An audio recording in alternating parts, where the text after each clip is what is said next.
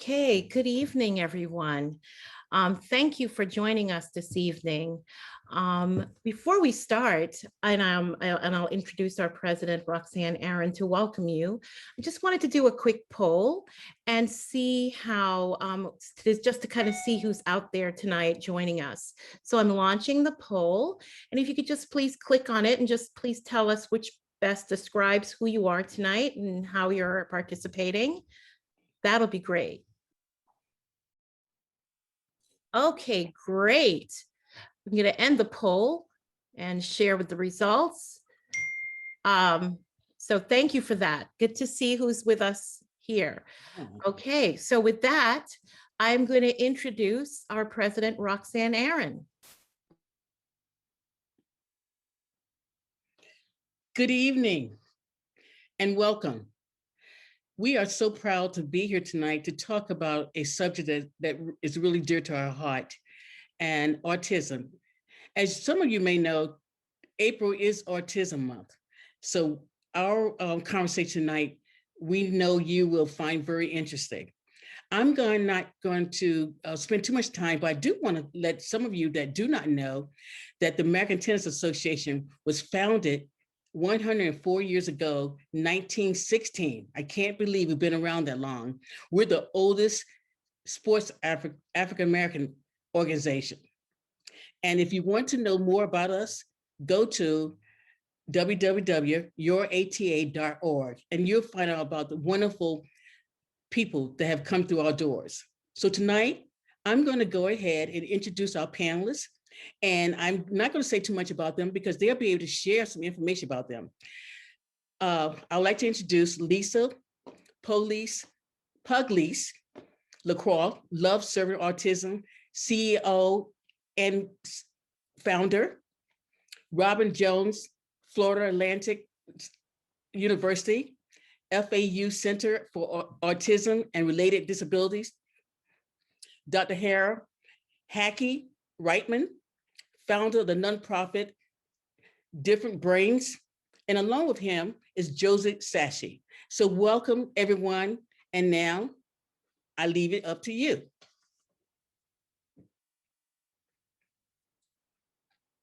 Lisa? I think Dr. Hackey is going, Dr. Reitman is going first. Oh, Dr. Reitman is going to go first? Okay. Okay. Well, thank you all for having me, and thanks everyone for being here. I'm just really going to tell you some stories tonight and tell how I got into different brains and neurodiversity. So next slide, please. This morning, we'd like to introduce you to a doctor with a great ringside manner. By day, he mends bones as a distinguished orthopedic surgeon. By night, he breaks them, figuratively, of course, as the 12th ranked heavyweight boxer in the Americas. The way he's taking care of all of his opponents, they should be ringing his doorbell for free consultation. Harold Hackey-Reitman is an orthopedic surgeon who lives in Plantation, Florida. He has also drawn national attention for knocking out 3 pro opponents in a boxing ring. Dr. Reitman got interested in boxing as a kid back in Jersey City. He boxed in medical school where he won a Golden Gloves championship, then got back into boxing just a few years ago when his daughter had to have a serious operation. And at the time, I just kind of said, if you just let Rebecca do all right, and I'll find the biggest, toughest guy in Florida, and I'll fight him. This is not a fairy tale. Hackey lost a split decision. But out of defeat came a wonderful idea. Keep fighting and donate the money to kids' charities. There's a lot of good things that everybody can do for kids. And it's just there to do it. And I'm not talking about poor kids or rich kids or just kids who need operations or anything. Just kids. Hackey won his last fight, and so did the Abused Children's Fund. They got the $15,000 purse. Next month, Hackey will enter the ring again, and win or lose, another children's charity will gain. And then there will be another fight. Although with Hackey, it's not fair to call them fights. Call them expressions of love for children because of one very special little child. You got a big hug and a kiss before I go? Give me a kiss. So my daughter Rebecca, at the time, she had 23 brain tumors. Next slide. Underwent 2 major brain surgeries. And I don't know if you who's parents out there, but you know, you make any kind of deal you can, and play it. Every parent knows it, that sinking feeling in the pit of your stomach. Turning everything upside down. You learn it's not under your control. If she falls down on her bike, she just keeps on pedaling.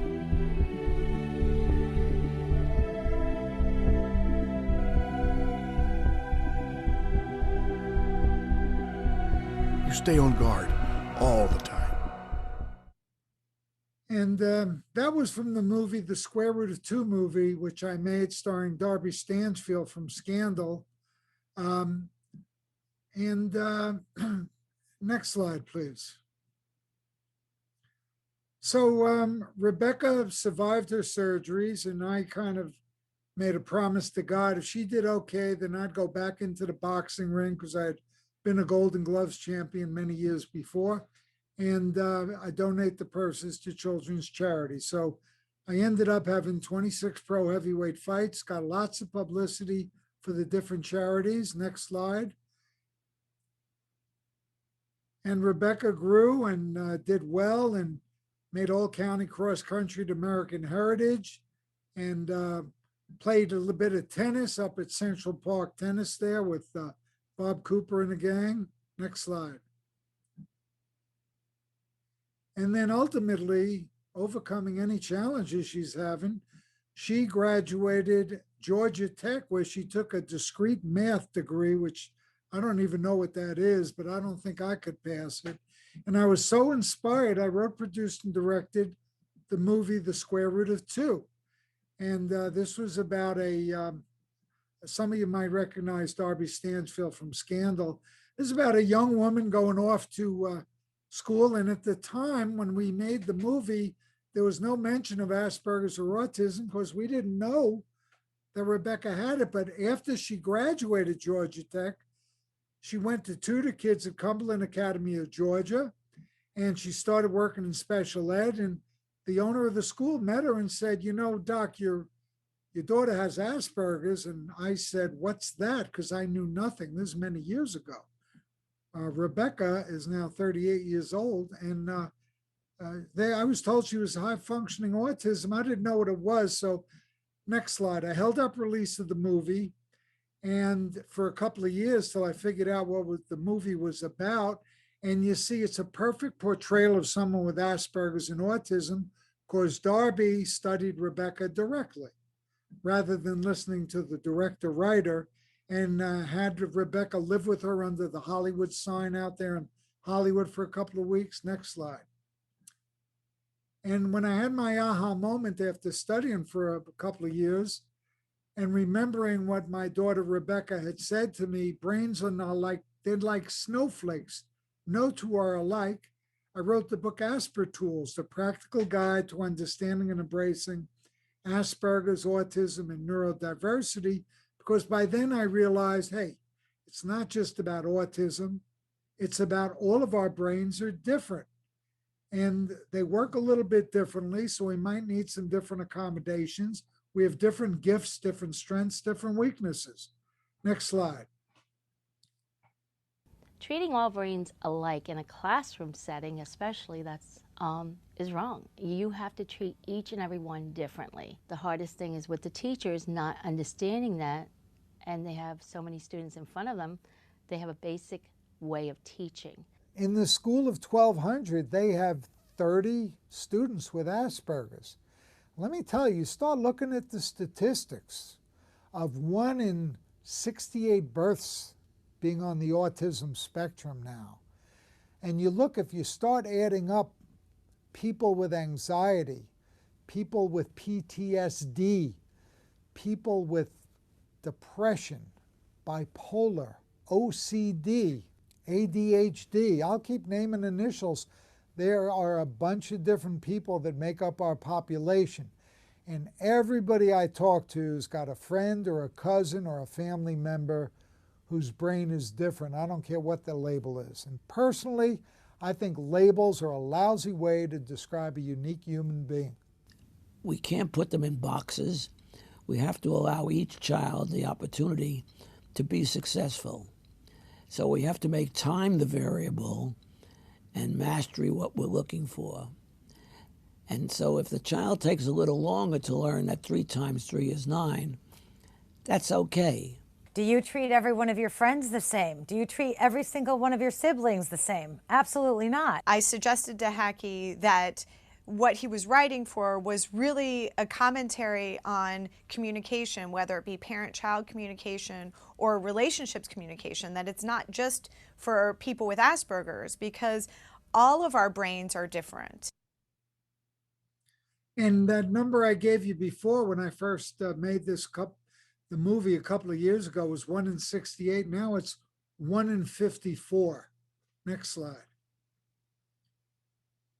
Neurodiversity includes, in our view here at Different Brains, intellectual and developmental and learning differences, autism, ADHD, dyslexia as examples, neurological conditions like epilepsy, and mental health challenges such as bipolar, schizophrenia, depression.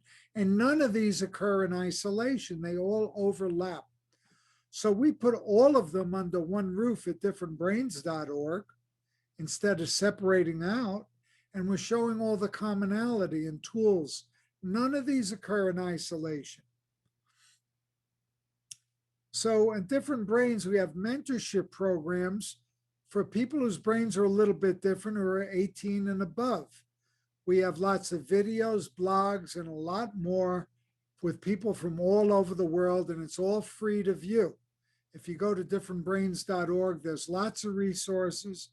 And if you search in the top right-hand corner for anything you want to look up, you can find it. All of our content is worked on by our neurodiverse trainees and interns who come from all over and have all kinds of different labels: autism, ADHD, dyslexia, OCD, dyscalculia, anxiety, depression. And now, because of the COVID and things being virtual, now they come from all over the country and all over the world. It's not just a local thing where you have to come to the office. Next slide. Let's look at some of the common hallmarks of our different brains.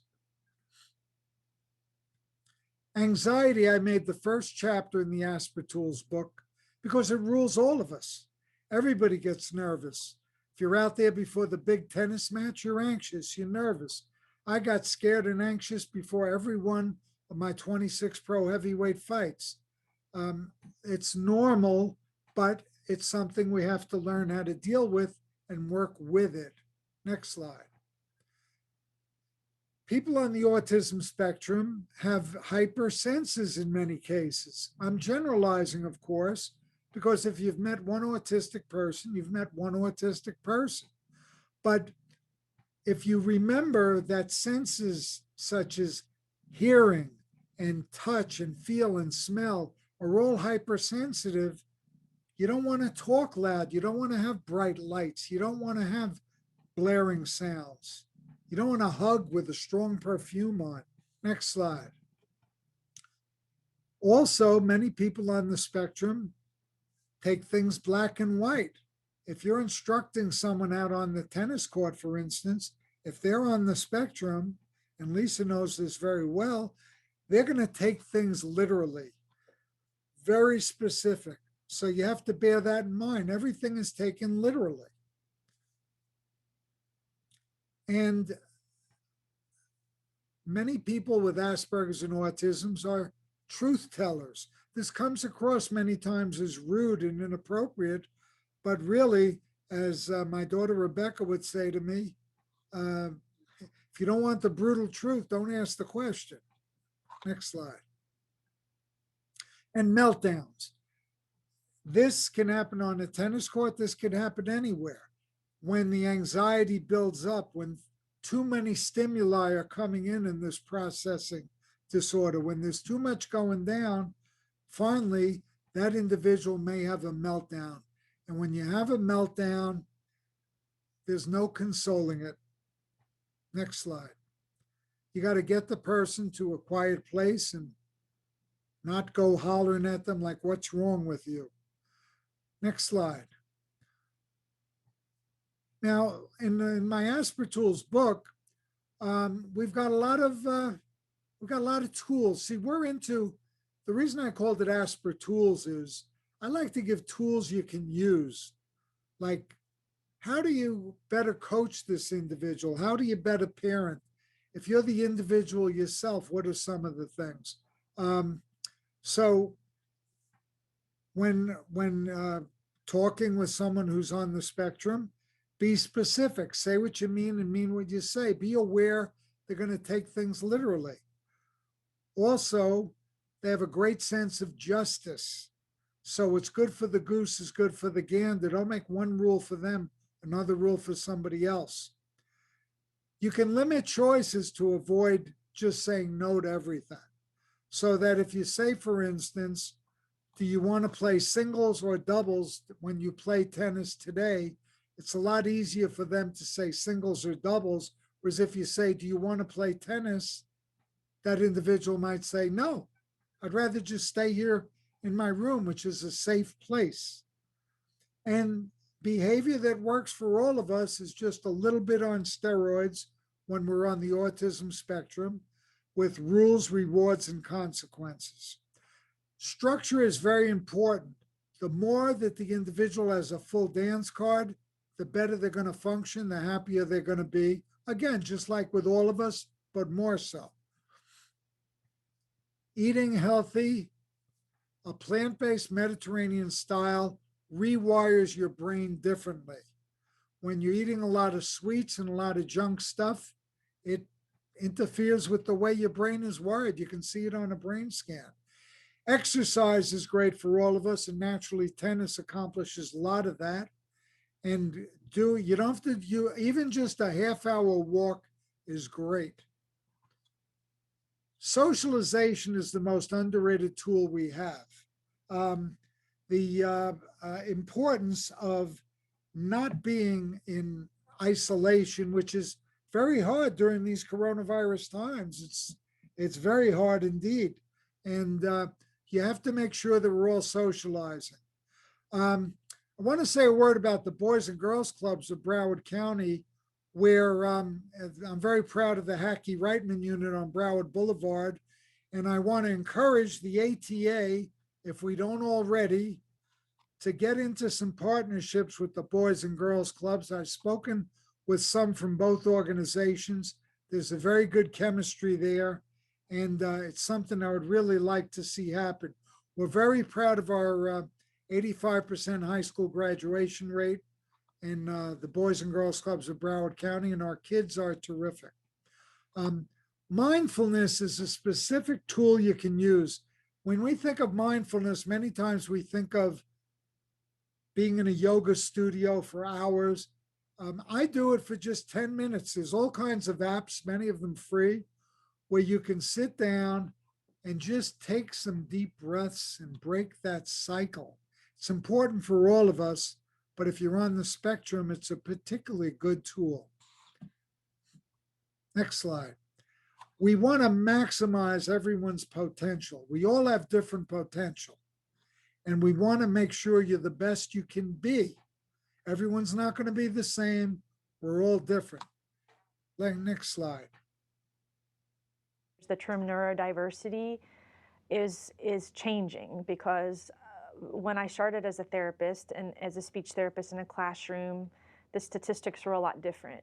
I see it evolving, and it's more there's more understanding, there's more acceptance, there's more awareness that we're all unique and we all have different gifts. It's important to expose your children and adult, with if they're neurodiverse or not, to sports, to everything in life, because you never know what they may connect to. Seeing more and more children play tennis, you realize, okay, just because they have autism doesn't mean that they're not going to be great tennis players. And Lisa is also a great example of that you don't have to do just one thing. You can play tennis, you can instruct tennis, you can be a speech pathologist, You could be a doctor, you could be a boxer, you could do everything at once. Brittany Tagliarini is an example of someone on the spectrum who's really knocking the socks off it out on the tennis court. She picked up a racket, and with patient coaching and repetition, she started winning. Good job. When she plays Special Olympic competitions, they pair her up with men because she's always usually in the top division. I like the best about competing is the trophies and beating the men. So I'm very happy about playing tennis because it is a lot of fun. And it's helped her improve her social skills. Being out there and being able to be more independent and think for herself. I have Asperger's syndrome. It's something that people may think is a hindrance, or some people may think it's just something that they need to get over, but I picture it as something that, let's say you have superpowers. You may be good with Legos or something like that, and that in turn can evolve into helping you working in construction, like figuring out blueprints or like the highway outside. All that was figured out by people who understand that vividly. And sometimes, in my case, it may be writing or acting. If you have Asperger's, it's okay. It's something that you really can't do anything about. But that's okay. You may start out behind. You may start out really behind. But as you get better, as you learn, as you just evolve, you'll get faster and faster. You'll start to understand. You get faster and faster, and you start going at the pace of other people, and then pretty soon you might even get ahead. So that's something that you can consider an advantage, and something that you might want to keep in mind about Asperger's. Society needs to understand and embrace neurodiversity for the benefit of all of us, not just the neurodiverse individual, but to improve the bottom line at corporations, for example, by recruiting people with special gifts and special talents, such as in technology and other areas. Next slide. I want to thank Love Serving Autism and the ATA. Next slide. And I hope that some of you will email us and let us share your organization or your story from your perspective about different brains. You can reach us on our website, differentbrains.org, through social media. You can email me, and we're always happy to hear from everybody. So thank you very much. It's been a pleasure to be here, and I'll be hanging around until you guys kick me out. Thanks. Thank you, Dr. Reitman. Next, we're going to have Lisa. Thank you, Dr. Reitman. I really enjoyed your presentation. And now I would like to speak a bit about adaptive tennis and Love Serving Autism. And we are honored as partners with the American Tennis Association for this webinar series. So thank you for working with us and for everyone attending today. I'd first like to share a quick video of Love Serving Autism. It's a quick promotional video. And go ahead and take a look at this, and then I'll go into my PowerPoint next. Thank you.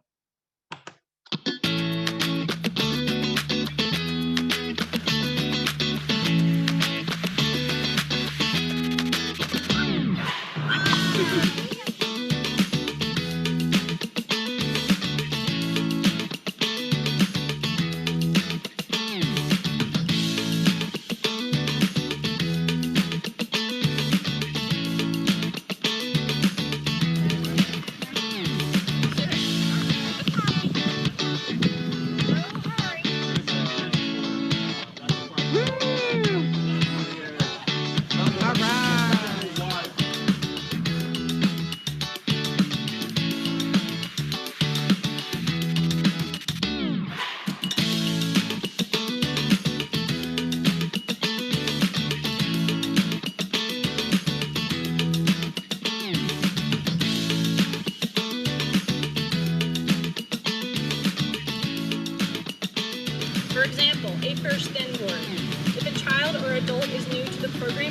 bit of extra motivation.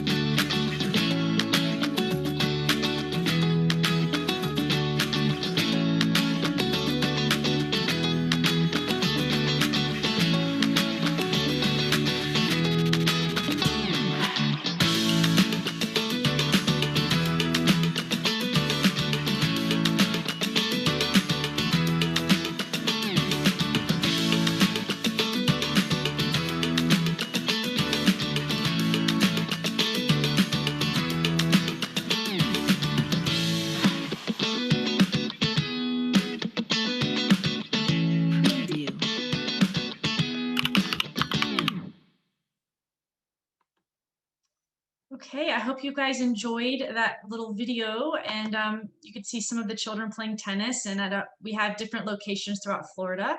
The exciting news is we are partnering now with USD Florida. So for the next 3 years, our goal is to reach 800 children and adults with autism and developmental disabilities through the sport of tennis in the state of Florida. So we have big projects ahead, and I will go ahead and now share a PowerPoint with you guys.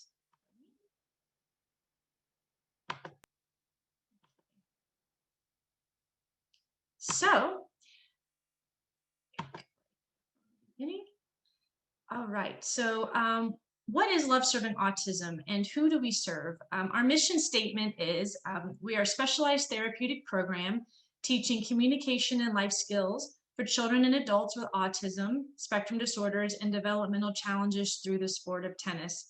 In this picture here, we were invited to the US Open in 2019, and we brought 21 children from Palm Beach County, Florida to New York, and they participated in an on-court tennis experience, which was a lot of fun. I wanted to quickly review the definitions of adaptive and inclusion. I do receive a lot of questions. What's the difference between an adaptive program and an inclusive program? And in my eyes, the term adaptive refers to modifying or adapting an activity to meet the needs of an individual with special needs. For example, in Love Serving Autism, we adapt our program by implementing communication visuals for program participants who are nonverbal to engage in the tennis class. So if you come to a Love Serving Autism program or Special Olympics or a Buddy Up Tennis, there's many different programs in the US, which is exciting. You'll see the different modifications the volunteers and the coaches apply on the tennis court so that the children and adults are playing tennis, but they're also working on specific skills. The term inclusion refers to offering the same activities to everyone while providing support and services to accommodate people's differences. Inclusive organizations actively reach out to people with disabilities, and we seek to understand and appreciate their differences while fostering a sense of belonging. An example in tennis would be a student with autism may join an after-school junior program at a tennis club. So they may be social and verbal, and they may be super intelligent, and they're in an after-school program, and they may be on the spectrum. So that is more of an inclusive setting. Really quick, I wanted to go over the definition of ASD, or autism spectrum disorder.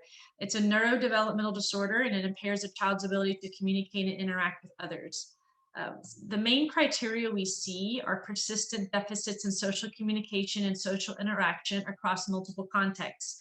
For instance, social reciprocity is when two people are able to engage in a conversation and they ask follow-up questions, and the conversation goes back and forth.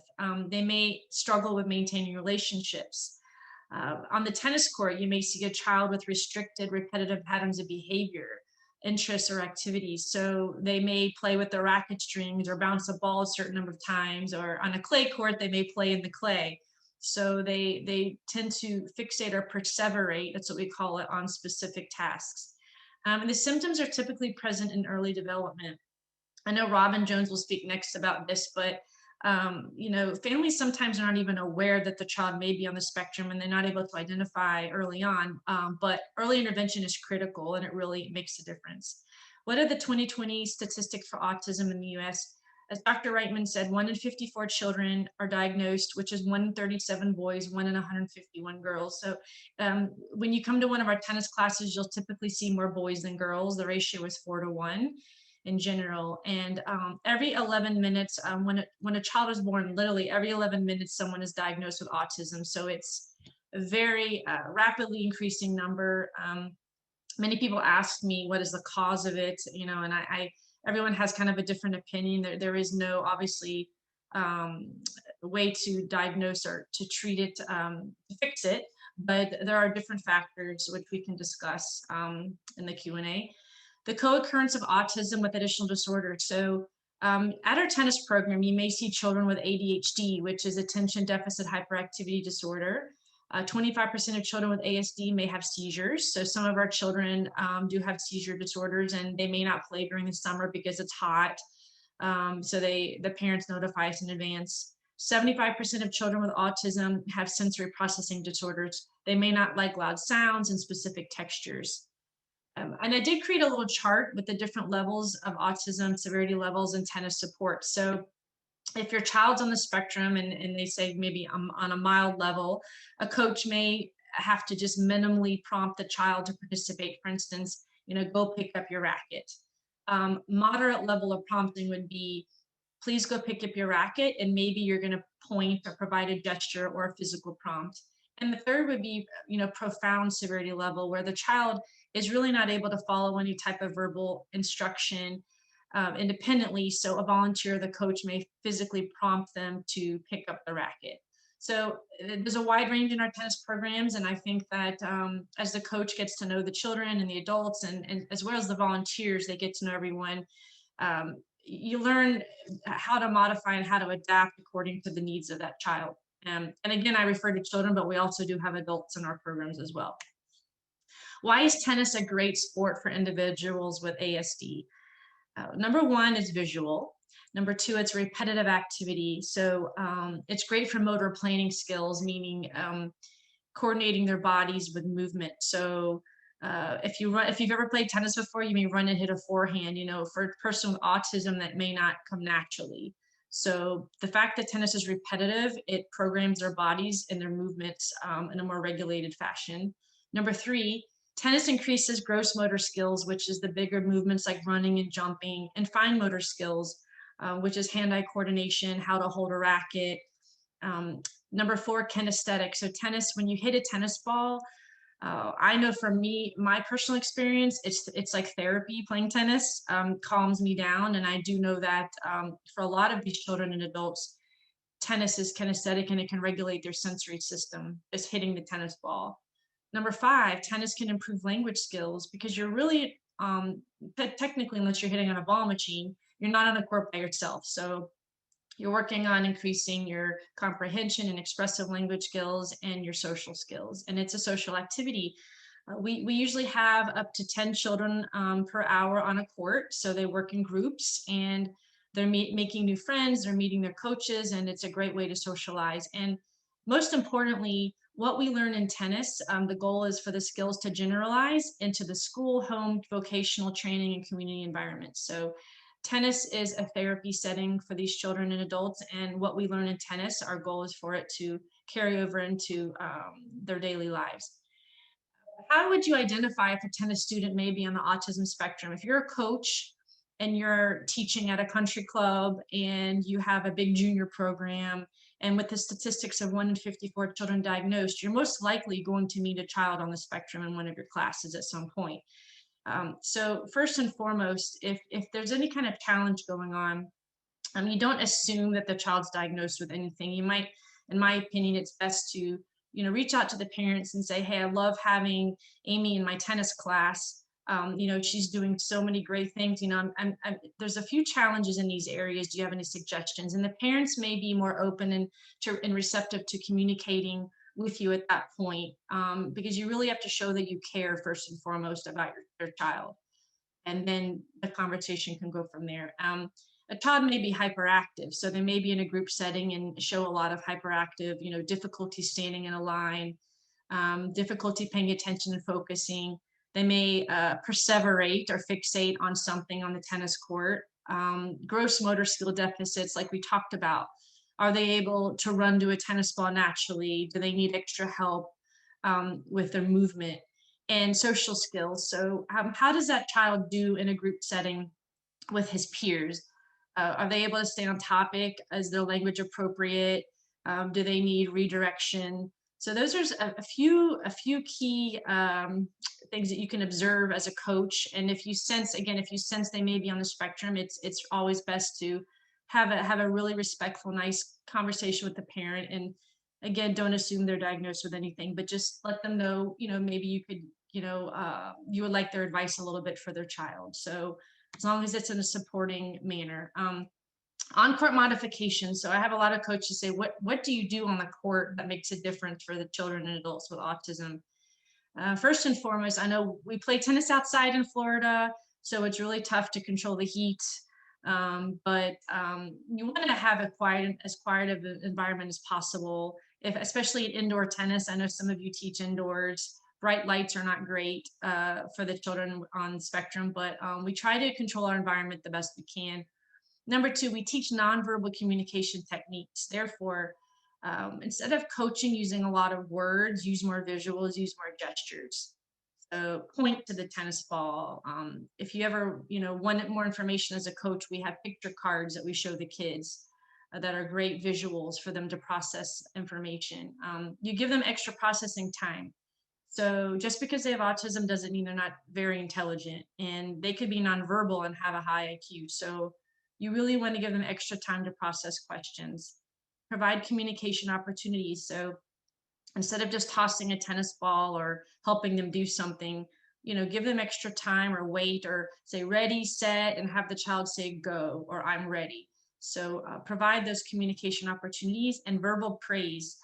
We do praise for the small successes. I mean, most of us in these programs are not training for Wimbledon. Some of us hopefully can someday, but our goal is really to focus on the successes and the advancement that the children make through the program.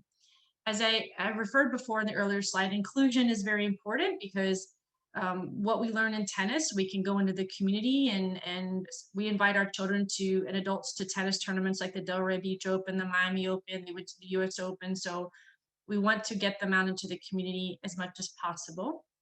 And video modeling is basically when you video a child or an adult and they can watch themselves, which is a great visual technique and tool. And finally, a social story. So we create a tennis social story, which is, it looks like a little picture book, and the family can read the book with their child or adult before tennis, and it kind of teaches them what to expect.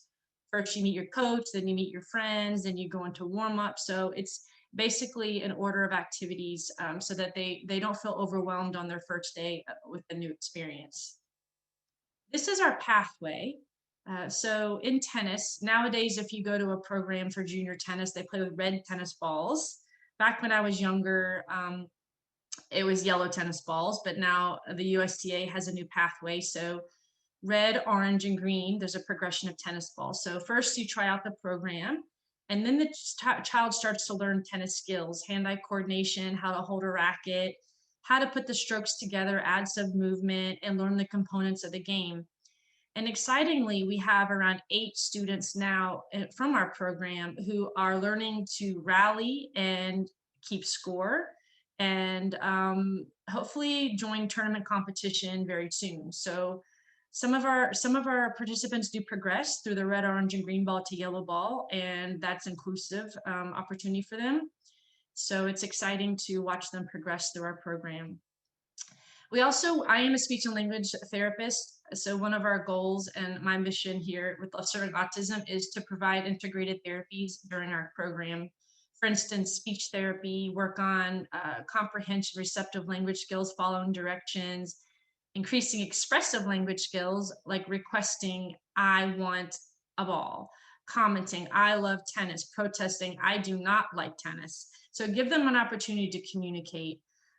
Occupational therapy, if you guys don't know what that is, occupational therapists work a lot on fine motor skills, hand-eye coordination, and I listed a few activities here that occupational therapists can work on with the students during the class.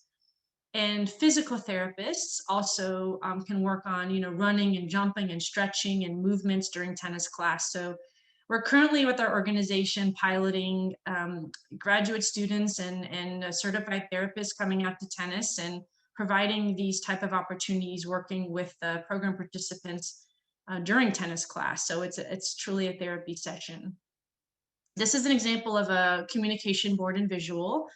So for instance, if a child is nonverbal or minimally verbal, they may point to, I want a racket, I'm all done, I need a break. So there are yes, no cards on here. So again, we have a banner in tennis.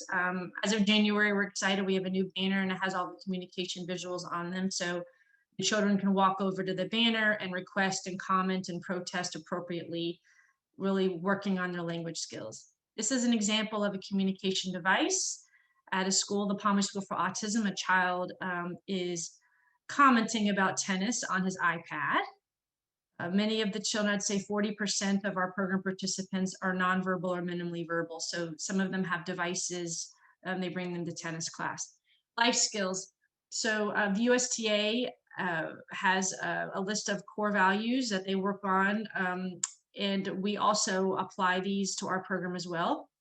Every week we focus on a new character development trait: effortless respect, responsibility, sportsmanship, and teamwork. And in the photo here, we did a red ball team challenge in Palm Beach Gardens, I believe it was 3 years ago. And we awarded each of the students with the Best Listener Award. They loved receiving the character development awards and their medals. So it's important that we're teaching them functional life skills as well as tennis. Our volunteer program is essential because we're modeling motor skills, language, and behavior. Volunteers provide additional social interaction. They increase student self-esteem. A lot of our students love having volunteers come out, especially high school and college students who they connect with and they become friends with, and it really increases their self-esteem. And right now, we're really into, in the autism world, I'd say neurodiversity, inclusion.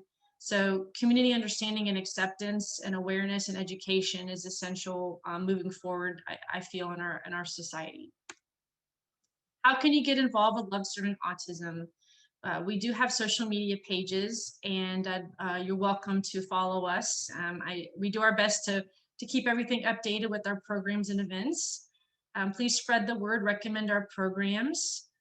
And please, if you're a coach, really understand, accept, and welcome our graduates into your programs for inclusion. So if they've advanced to yellow tennis ball and they're ready to join a class, it may take them a little while to adjust, but it would be great for coaches, and I have witnessed it, to give these students an opportunity. We are working on a private lesson program. Families have reached out and they'd like one-on-one lessons, so we're currently identifying coaches who would be available to work with our students individually.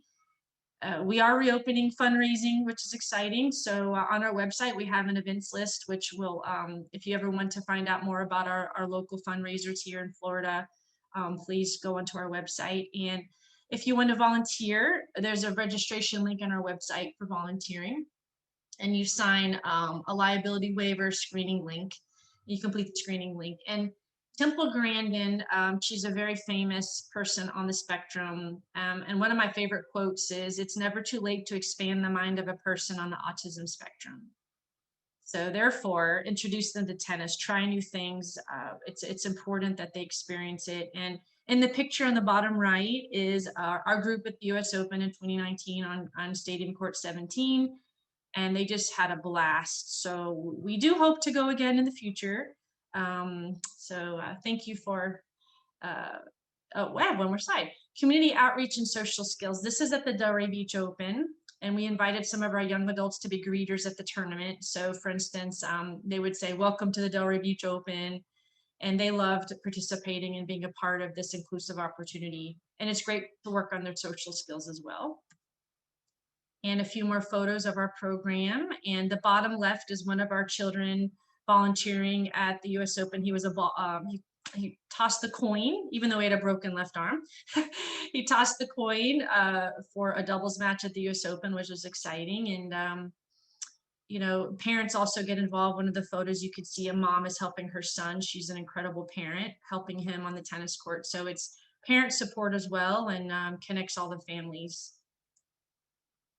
And more of our social media pages. If you'd like to reach out to me anytime, that's my email address and a phone number. And I'd love to hear from you if you have any questions following this webinar. I know tomorrow I'm teaching virtual tennis at 10 a.m. and 7 p.m. And then Sunday I'm teaching a webinar for coaches, for USPTA PTR coaches, and you can receive continuing education credits for that as well. I believe I am finished, and I think Robin Jones is up next. Yes, thank you, Lisa. That was great. And remember, if you have questions for Lisa or Dr. Reitman, please just put them in the Q&A. We'll be taking questions at the end. Okay, Robin, it's your turn. Hello, I am Robin Jones. I am from Florida and with FAU CARD, the Center for Autism and Related Disabilities. I am specifically leading an initiative here in Palm Beach County for the African American underrepresentation in autism. Now, you've heard several different explanations of what autism is, what autism looks like. And I'm sorry, I went ahead too far. Autism, you heard it from Lisa. More specifically, 3 things have to be present when you interact with someone with autism: deficits in social communication, social interaction, and the presence of restrictive, repetitive patterns of behavior, interest, or activities. What does that look like more specifically? The deficits in social communication, in verbal communication, trouble taking turns in conversation, for example, might not like to want to talk first or find it hard to answer questions about themselves, talk a lot about a favorite topic. Nonverbal communications is having trouble reading nonverbal cues. That's reading the body language, understanding a tone of voice. If you're getting frustrated or you raise your voice, they may not understand why that's happening. And then the use of eye contact in an unusual way. Deficits in developing relationships. They prefer to spend time alone. So you have to constantly encourage them to spend time with friends, and those social interactions are very important. Also, having trouble understanding the social rules of friendship. Trouble relating to children their age. They may want to play with kids older than them or younger than them. Difficulties adjusting behaviors in different social situations, and invading personal space, not understanding those personal boundaries. Deficits in the presence of restrictive, repetitive patterns of behavior and interest in activities. Again, having unusual interests or obsessions. They might collect sticks or memorize football statistics. Having compulsive behaviors like lining things up or having things close to the door at the house. Having an unusual attachment to objects like carrying around a special toy as a teenager, or collecting unusual items like shoelaces or chip packets. And then being easily upset by a change because they like to follow a routine. Also, sensory sensitivities that Lisa brought up before. Being sensitive to sensory experiences, for example, might be easily upset from certain sounds and uncomfortable clothes, or might only want to eat a certain texture type of food, or seeking sensory stimulation like deep pressure or seeking vibrations from an electric pencil sharpener. So we talked about a spectrum, neurodiversity and the spectrum. It's called a spectrum because there are different levels. Lisa touched on the different levels. A higher functioning autistic person with autism needs support. The individual may have social and communication skills, and repetitive behaviors are only noticeable without much support. So they can function almost typically. A level 2 individual on the autism spectrum may need substantial support with social and communication skills, and repetitive behaviors are still obvious to the casual observer, even though supports are in place. And then the more severe end of the spectrum, individuals may need substantial support, needing social and communication skills and repetitive behaviors that severely impair their daily life. So the prevalence of ASD, autism spectrum disorder. Currently, as it was said earlier, 1 in 54 children by the age of 8 are diagnosed with autism. There's a 4-to-1 ratio, more boys than girls that have autism. There is no ethnic, racial, or cultural boundaries. However, the under-identification does differ across racial groups. And there's no social economic boundaries with autism. So if you can, on your mobile devices or open up another screen, I need you to do 3 quick Google searches for me. If you can Google search autism and toddlers, and then look at the images, click on images and look at the images and just take a mental note of what you see or what you don't see. And then Google autism and boys, and then click on the images. Take a mental note of what you see in those images. And then finally, Google autism and girls and click on the images and take a mental note of what you see or what you don't see. Now, the amount of people being diagnosed with autism spectrum is increasing, but for the African American community, that's not the case. Awareness of this problem, African American children with autism are usually unidentified, delayed identified, or misidentified. The prevalence of ASD, most are diagnosed by the age of 4, but research has shown that the diagnosis of autism at age 18 months can be reliable, valid, and stable. Research has also found that a late diagnosis is associated with the increased parental stress and delayed in vital early intervention, which is critical to positive outcomes over a long period of time. Symptoms of autism progressively interfere with normative learning. And studies have found that interventions implemented before the age of 12 months and 48 months are associated with significant gains in cognition, learning, and adaptive behaviors. Early intervention seems to be significantly improving the outcome for many individuals who are now going to college and becoming independent adults. This is a checklist. I'm going to give you a website in a little bit, but some people raise the questions of how do you bring up the topic, or if you suspect that you know a kid with autism or one of your friends do, there's a free resource you can download, print out, or do on the computer of just 16 signs, early signs of autism that unfold between the ages of 9 and 16 months. Go through this checklist, and if you get a certain score at the bottom, it explains to you how next steps that you can take. These web resources that I talked about, Autism Navigator, a great resource, free resource that you can go on, take classes, learn more, look at videos, and download resources. The Center for Disease Control, CDC, again, has multiple resources specifically for the autism population. And then us, FAU CARD, the Center for Autism Related Disabilities, we have great resources as well. And then there's Autism Speaks. Early diagnosis and intervention have lifetime consequences for children with ASD. This is my contact information. If you would like this presentation or other presentations from FAU CARD, please feel free to reach out to me and I will be available. Thank you. Thank you so much. Thank you to the panel. That was great. We do have a few questions. So if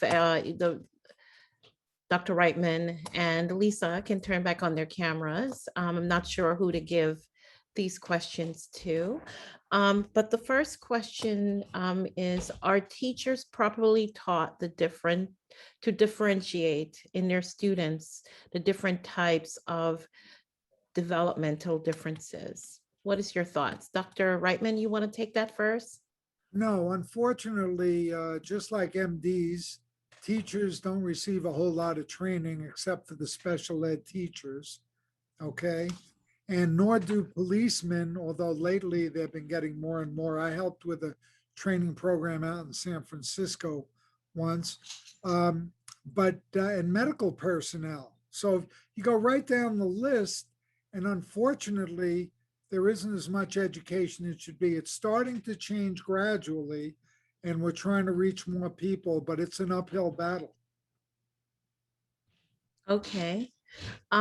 Lisa or Robin, do you have anything else to add to that? I would just like to say, coming from the perspective of working in the classroom and also in tennis, I do think that, just like Dr. Reitman said, there is more education now, more training for teachers. 18 years ago when I started, it was just such a mix of children in the classes, and the teachers were just, it's tough because they have assistants in the class, paraprofessionals they're called, or aides who do their best to assist the teacher with all the different needs in the classroom. But I know that it has improved greatly, and even through tennis, one of my goals is to really train the coaches to understand the different needs of all the students in the class.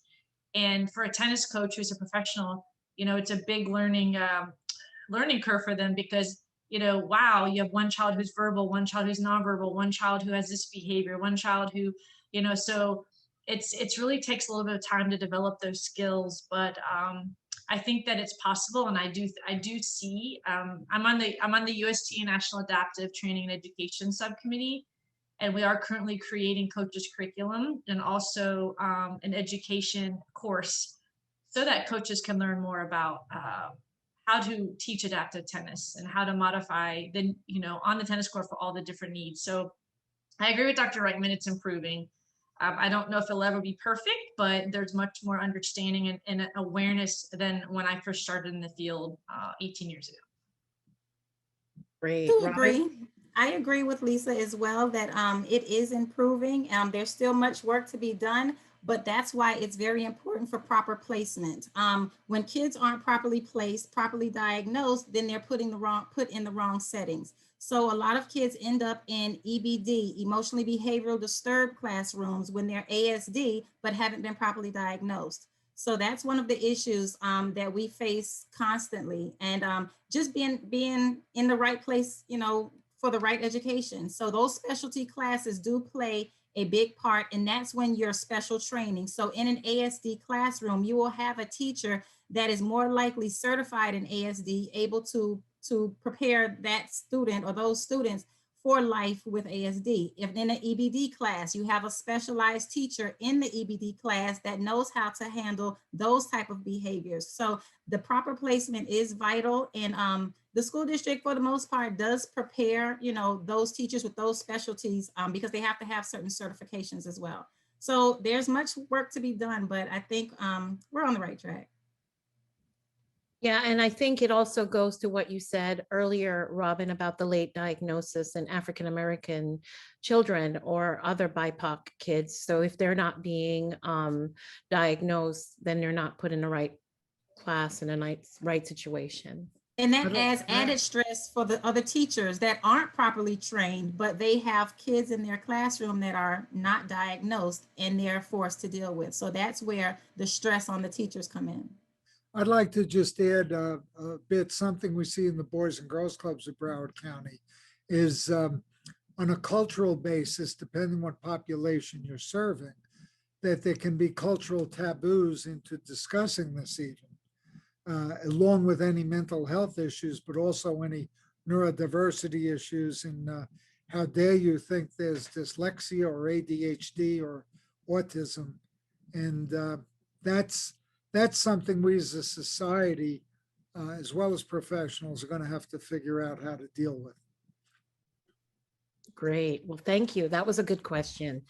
Another good question is, what is the best way to prepare an individual with Asperger's to go on an interview or for possible employment? I can just say what we do with our 18-plus-year-old interns here in Different Brains. And by the way, our neurodiverse trainees go up to age 56. So we have 6 of them want to be doctors, and we're getting them ready for, some of them just took the MCATs, a couple want to be attorneys. And we do some mock interviews, and what we do is, but one of the things I do, it's not just for interviews. It's amazing how the stuff when you start training for interviews is stuff we use in everyday life. For instance, I have some interns who are just wicked smart. I mean, they're just so smart. And I said, look, you have to smile more because the person interviewing you isn't as smart as you, and you're going to make them very insecure. And when you smile, you make them relax. And then their comeback is, because many people on the autism spectrum want to be authentic. They say, well, Dr. Reitman, that's not authentic if I smile and I don't mean it. And I said, well, look, think of this way. When you smile, you're going to make the other person feel better, and they make oxytocin and the other happy chemicals. And we all know when you make someone else feel better, you feel better. So the smile, it becomes authentic. And that logic seems to work with them. I think that the main thing is to tackle the anxiety and the defensiveness going in. And just like you guys do with when you're out on the tennis court, practice, practice, practice, and it helps. That's brilliant. I love it. Lisa or Robin, any other tips?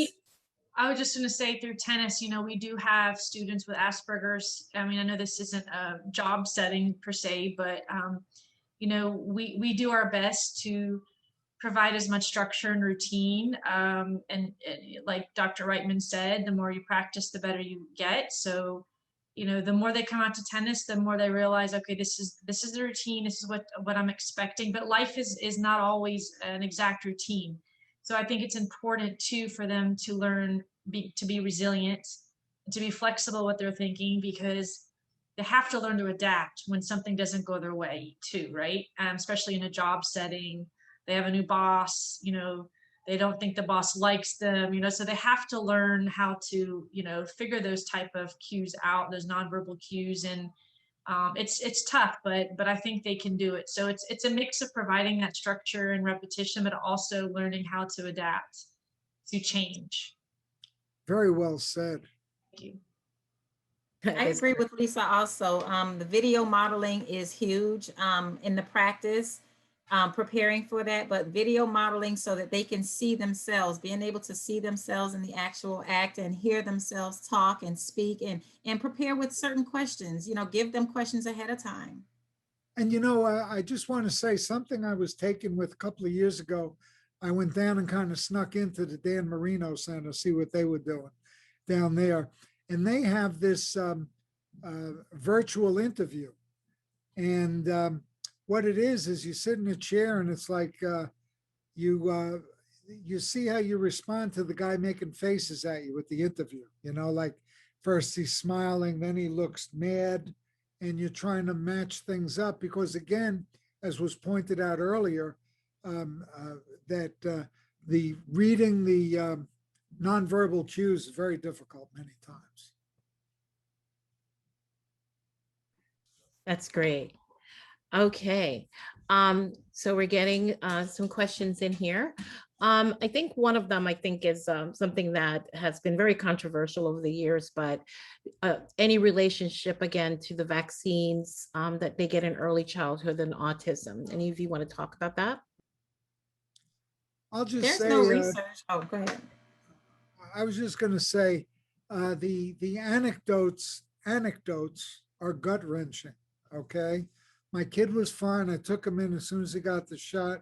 He had it. Okay. There have been no statistical studies that show statistically significant. However, if you're the parent of that 1 in 1,000 where your kid was fine and you took him in, you wonder about it. What I think personally, having spoken to many scientists and around, is that one thing we all don't want to do, we don't want to accept that things are multifactorial. So you got the genetics over here, all right? And then you got the environment over here, the behavior over here, and you add in the vaccine here. And guess what? If my immune system is a certain way and my gene pool is a certain way, and you get me just at the wrong time with that vaccine, guess what? Something bad happens. We're seeing that now with these vaccines. And it's our human propensity to try to make things unidimensional.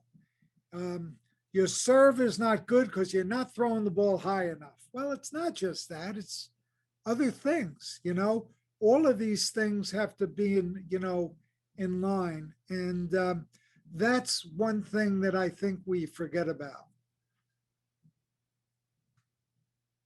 Robin? That was a great explanation. Basically, in a sum up, yes. Good job. Okay, great. Even a broken clock is right twice a day. You know, that's what happens. I wouldn't call you that at all. Okay. Robin, I think you should take this one first and then the team can fill in and you'll see why in a second. But are there cultural differences regards to the autism spectrum? And if you could talk a little bit about some of the questions I had asked you when we were preparing for this with some of the different groups other than African Americans and what you find there as well. So the cultural differences, autism does not discriminate. It can happen to anyone at any time. But the diagnosing piece, being able to have access to those services, that's where the disproportionality happens. So there is no true cultural difference of autism because it doesn't discriminate. Now, as far as the diagnosis and the identifying, the African American community is less identified. Then you have the Asian community. They are usually diagnosed with more of the higher functioning autism, Asperger's. And then you have the Hispanic population that's even less identified than the African American population. So there are no cultural boundaries when it comes to autism. It's just having access to the diagnosing and those gatekeepers properly diagnosing at the right times. And so I think I want to add a follow-up question to the panel to this. Do you think that some of the diagnosis and not getting diagnosis could be parents not wanting to acknowledge or accept, like the parents are in denial of what's happening, for somehow they feel shame or stigma attached to their child being so unique? Yes, it's a big, big problem. And I think it's so different when it's your own kid. You can pontificate about the other kids or you can treat other kids, but when it's your kid, it's a different thing. And I find that and you add to that, that the gene pools that these kids come from, again, with the multifactoriality of it. And you can get parents getting pretty mad at you for bringing up, gee, might be a good idea to do X, Y, or Z or something, because they really don't want to hear it and they can get angry about it. And that's just a fact. And what do? We do our best we can. And that's why things like this is important. Just having that awareness. What happens in a lot of cultures is they just simply don't know. Dr. Hackey said when it was introduced to him for his daughter, he was like, well, what was that?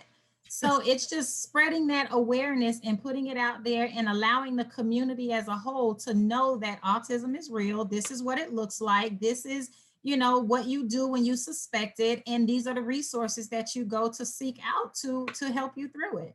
So my position here in Palm Beach and in the Treasure Coast is to spread that awareness and let the families know that it's okay to get that diagnosis if that's what it really is, because those early intervention resources are vital to the longevity of a successful and independent life. Very well said. Thank you, Robin. I also wanted to say, through my experience working in the classrooms as a speech and language therapist, I feel that parents, and I don't know if Dr. Reitman, you felt the same way, they may go through a grieving process of, once they learn about the diagnosis, it might take time to process that information, to accept that there may be a new, different future for their child than they originally envisioned. And it's embracing a whole new journey with a new group of people. I see that in tennis, where parents come out and they're meeting each other for the first time and they're supporting each other because they realize they're not alone. But I don't know how it felt for you, Dr. Reitman, when you first hear that initial, wow, okay. Well, it's part of it, Lisa, you put your finger on something very important. These people, whether they're the parents or the individuals themselves or anybody, they shouldn't feel like they're the Lone Ranger. I had it best put up by one of our new interns, and he came on one of our first, we have social meetings for the interns virtually. There were about 15 of us on the call, and we were saying, well, so how'd you find out? And he said, just like this, said, look, I've been bullied my whole life. I've always felt like a square peg in a round hole. And I went on your website and looked at some of your stuff, and you got a lot of square pegs over there, And I took that as a terrific compliment, because everybody's different. And the important thing is not to have you feel like the Lone Ranger. And that's why support groups are good. That's why social media, there's the double-edged sword. It can make you feel really, really good or really, really bad. And that's why I personally love, no pun intended, the name of your organization, Lisa, Love Serving Autism. We're not serving hamburgers. We're not serving it. We're serving autism. Come on in. There's plenty of other people here. Open up. Let it go.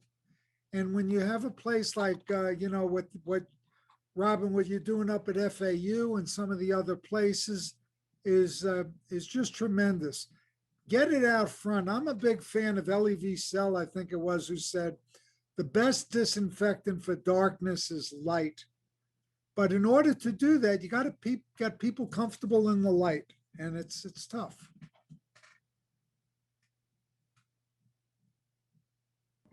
Well, great. That's a really good question, response to that question. Thank you so much. So we have a tennis coach joining us as an attendee tonight, and they have a one-hour class of 8, 6 to 7-year-olds. One of them shows signs of ASD. So he's asking, should he spend more time with the individual? What advice, Lisa, do you want to take that? What advice do you have for this coach? Sure. I'm not in the coach's shoes, so I haven't met this child. I'm assuming that this is maybe an after-school program, a junior tennis program. I would highly recommend, you don't really want to call anything out that's different for that child. They may need a little extra support. So I don't really know what they're demonstrating during class, what behaviors they have. Sometimes it's great to pair a child with another child who's like a strong leader in the group so that they can kind of be that role model for them for demonstrating, the tennis skills or the social skills. Also, I think it's good to use a visual schedule. I personally think that a visual schedule should be used for whether a child is on the spectrum or not. It's just kind of a routine or a list of activities for that lesson so that the child, it kind of decreases their anxiety when they know, okay, first we're going to work on stretching, then we're going to go into our, running forehands, whatever you're working on. It's really good to show that child, especially if they could be on the spectrum, what to expect for that class, because I think it just really helps regulate them and just stay positive with them. I did shadow a class. One of our Love Serving Autism participants graduated from our program, basically. And he's a teenager, and he was invited at the Palm Beach Gardens Tennis Center to an after-school program. And I did go and shadow for a little bit, kind of help the coach. And it was tough for him initially because the ball was a lot faster, first of all. So he went from the green dot ball to yellow, and the ball was like flying, and and the coach didn't realize, and she said out loud, Lisa, he's not ready for my court. Can you take him to a different court and work with him? And she didn't realize, he was on the spectrum. So I did have a talk with her after, and she said, wow, okay, I'll go ahead and, modify it a little bit for him, slow it down until he can progress fast enough. And he did, he caught on within a month. He was fully engaged with the class, making new friends. He doesn't really play in our program anymore because he's now in an inclusive setting. So I think the coach just has to identify it, do their best to modify it, whether it's with the visual schedule or positive encouraging words, or to find a leader in that class to really pair them with that student. I think that would be, and again, be encouraging to the parents too, and just say, hey, I'm here to support your child, and show the parents that you care, because, they may be experiencing what you see on the tennis court in school or some, another environment that they meet. The parents are looking for the child just to fit in and belong in a safe environment. So. Great, thank you for that. So just a few more questions. When do you think is a good time when you have a child who is on the spectrum? Can you share with some advice on when do you tell the child what they have? How do you break that? What's a good time and way to say it? Who wants to go first? I guess it depends on the child. It depends on the maturity of the child. Because some kids, if they can comprehend what they're experiencing, there are a lot of great resources out there, children books that explain certain behaviors and things.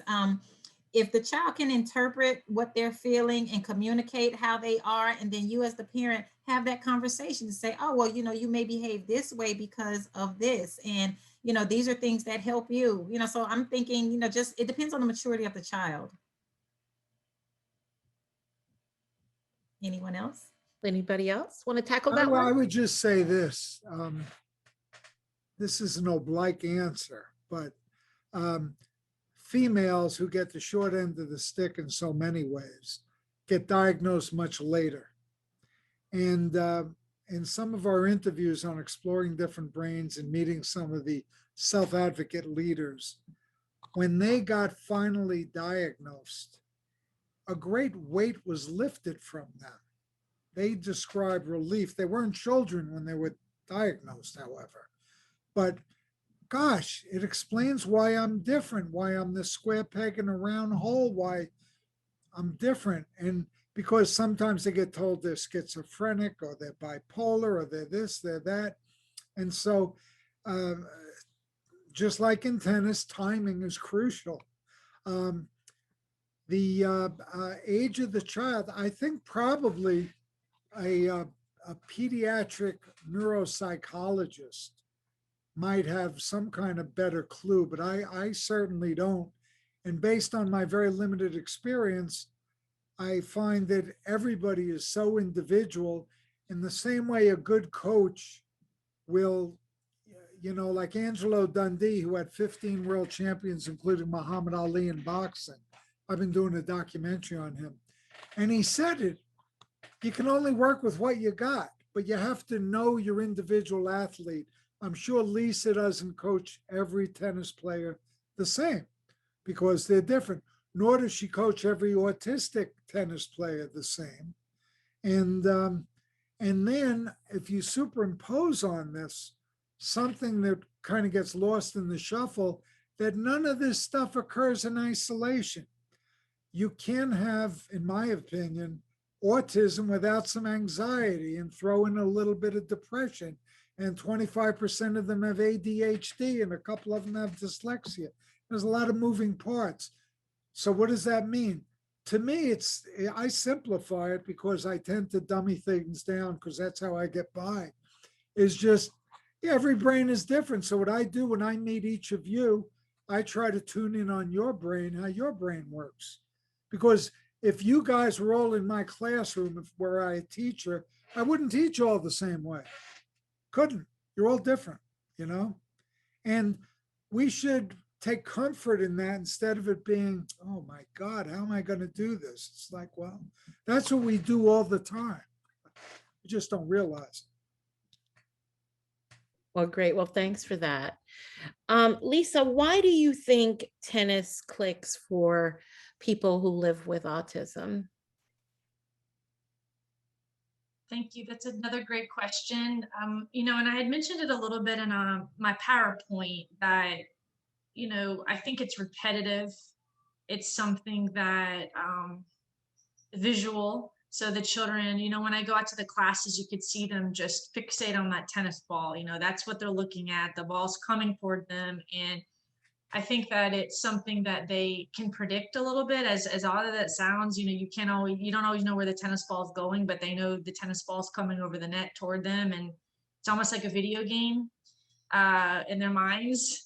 And one of our children, I have two stories. One is a child who I went to his house one day, and you never know how much they enjoy tennis because they don't always have, a lot of vocabulary. And one little boy celebrated his birthday party. It was a tennis theme. And he went to the US Open. So all over his house, he had his picture, and he was collecting baskets of tennis balls in his room. And he would go outside and take the tennis ball and hit on the wall of the house. And the parents had to board the windows because he kept he might miss and hit a window. And the funny thing is children on the spectrum tend to be perfectionists. So if he missed a ball, he'd have to go around the house to find that ball.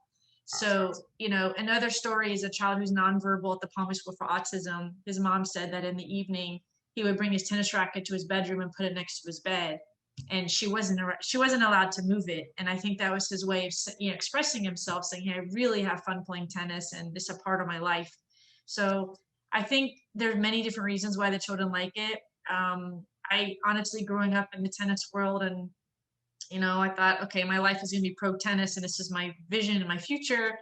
I never really thought about this, tennis and autism, and I really wasn't around it or introduced to it, but it makes sense now the older I get, why they're drawn to it. And I'm curious about other sports too, swimming and soccer, but I just think whenever a child tries tennis and they're on the spectrum, I think we have at least like 95% of children returning for the most part to all of our classes for every 6-week session. Unless they're on, medication.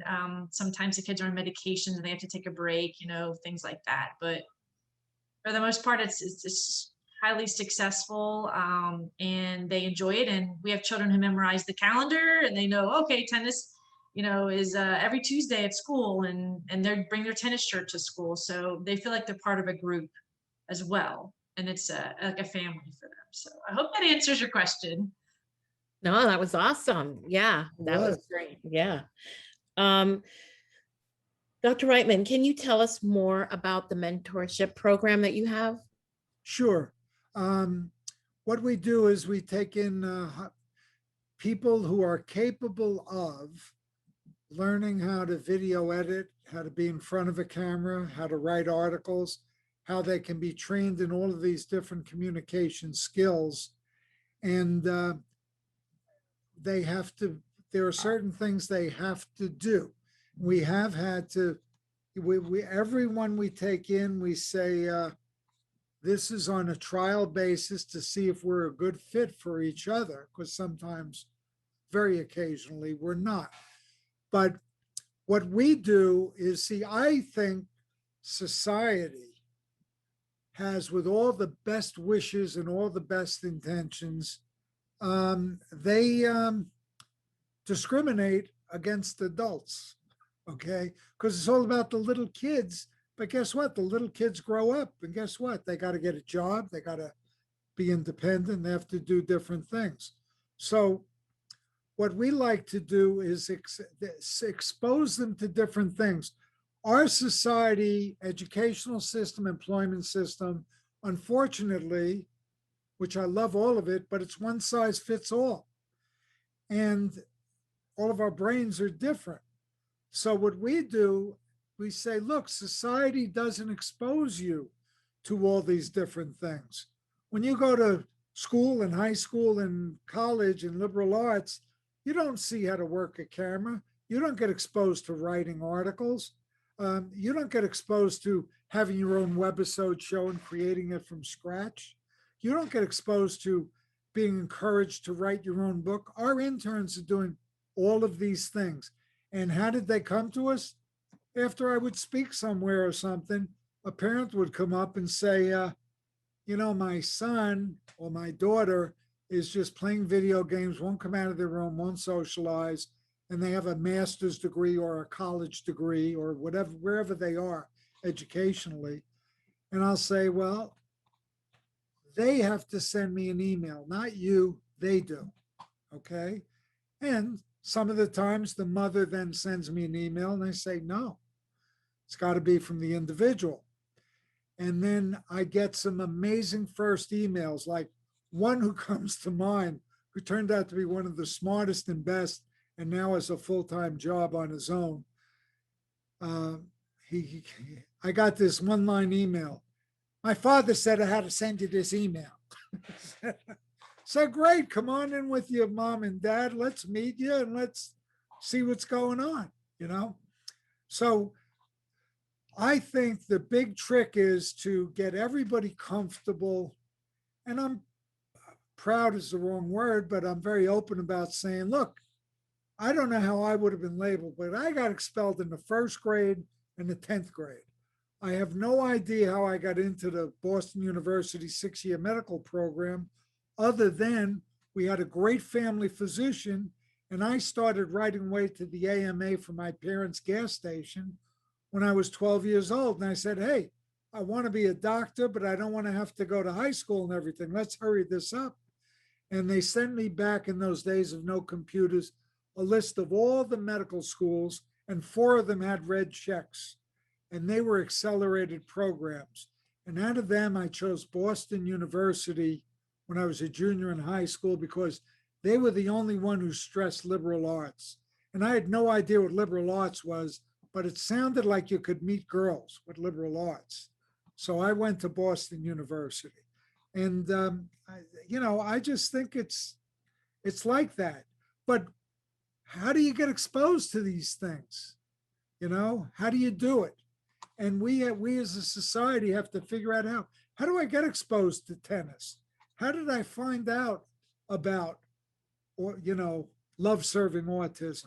How do I find out about the FAU programs and everything? So we're trying to, like when I write a book, I try to make it conversational like we're talking now. It's not like an academic tome. It's, what tools can I use to help? Now I'll shut up. I tend to get on a soapbox. That's okay. We are coming to the end of the session, but I wanted to get, to me, we would be successful if we've helped at least one person tonight to either identify autism in their child or family member, or just to learn how to better manage a situation with a participant in a tennis program. I hope we have done that. But if you could just leave somebody with one helpful advice before we close, if each of you could just say one thing real quick of what would be the first thing you would say advice to someone on this phone with that in mind of what I just said. Robin, we'll take you first. Go ahead. Don't give up. Keep looking for answers. Just learn as much as you can about everything, because you never know when it's going to affect you. Great. Lisa? I would say try something new. Tennis is great.